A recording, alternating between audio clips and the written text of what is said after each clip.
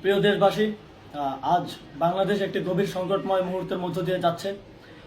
এখন পর্যন্ত আমাদের প্রাপ্ত খবর অনুযায়ী আওয়ামী লীগ, ছাত্রলীগ, যুবলীগের সন্ত্রাসীরা গুলি করে কুপিয়ে প্রায় 30-এর অধিক শিক্ষার ছাত্র জনতাকে হত্যা করেছে এবং দিন শেষ হতে হতে এই সংখ্যাটা কোথায় গিয়ে দাঁড়ায় আমরা জানি না। এরই প্রেক্ষিতে আমরা একটি সিদ্ধান্ত নিয়েছি। আমাদের একটি জরুরি সিদ্ধান্ত মোতাবেক আমাদের যে 6 তারিখের যেই লং মার্চ টু ঢাকা কর্মসূচি ছিল সেটাকে আমরা একদিন এগিয়ে নিয়ে এসেছি, অর্থাৎ আগামীকাল 5ই অগস্ট সারা দেশের মুক্তিকামী জনতাকে ঢাকার উদ্দেশ্যে রওনা হওয়ার জন্য আমরা আহ্বান জানাচ্ছি। যারা পারবেন, যাদের পক্ষে সম্ভব হবে, আজ রাতেই আপনারা ঢাকার উদ্দেশ্যে রওনা হয়ে যান। আমরা আগামীকাল সারা দেশের মুক্তিকামী জনতাকে ঢাকায় আসার আহ্বান জানাচ্ছি। বিশেষ করে ঢাকার আশেপাশে যে জেলাগুলো আছে, আপনারা দায়িত্ব নিয়ে মসজিদের মাইকে ঘোষণা দিয়ে যাদেরকে পাবেন সবাইকে নিয়ে ঢাকার উদ্দেশ্যে রওনা হন।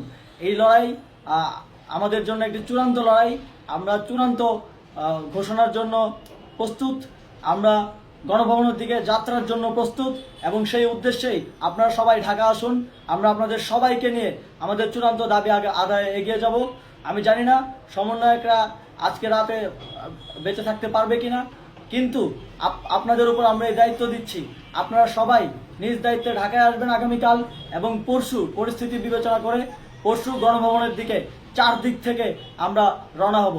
আমরা খুব আতঙ্কের সাথে লক্ষ্য করছি যে ছাত্রলীগ, যুবলীগ এবং আওয়ামী লীগের গুন্ডারা পুলিশের অস্ত্র দিয়ে পর্যন্ত সাধারণ জনগণের উপর হামলা করছে।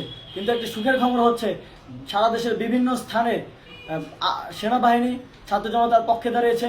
আবার কিছু কিছু জায়গায় যেমন মিরপুর ও মোহাম্মদপুরে সেনাবাহিনী ছাত্র জনতার বিপক্ষে দাঁড়িয়ে গুলি চালাচ্ছে।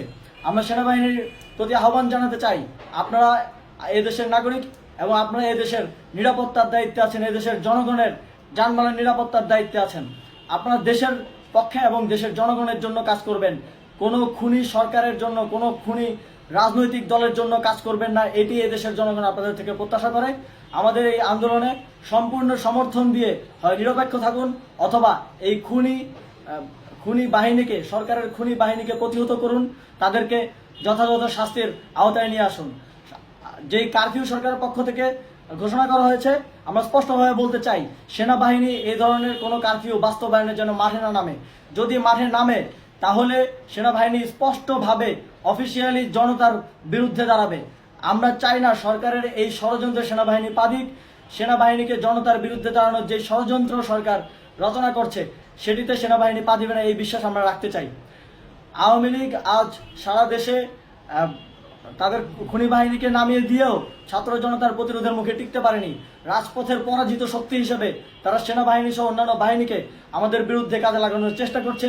এই চেষ্টাকে, এই ষড়যন্ত্রকে ব্যর্থ করতে হবে এবং আগামীকাল সারা দেশে মসজিদে মসজিদে ঘোষণা দিয়ে ঢাকার উদ্দেশ্যে আপনারা রওনা হন। প্রত্যেকটি পরিবার থেকে অন্ততপক্ষে একজনকে ঢাকার উদ্দেশ্যে রওনা করে দিন, এই ইতিহাসের সাক্ষী হতে, একটি নতুন বাংলাদেশের অভ্যুদয় ঘটানোর একজন কর্মী হতে। ধন্যবাদ সকলকে।